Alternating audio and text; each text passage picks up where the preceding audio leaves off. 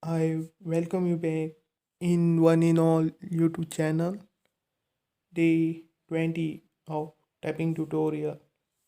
Today I will give you a first practice exercise on home row plus bottom row.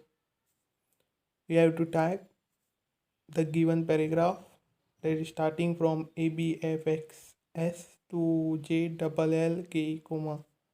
We have to type this paragraph for about 50 times. You can type more than that also. While typing, you should avoid the use of backspace key. If possible, try to type the given paragraph without doing a single mistake.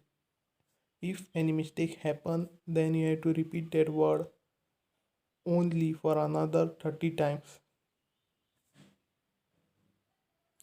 If you want the PDF link of this paragraph, I will give it in description. You can check it in the description. That's it, that much. Thank you so much.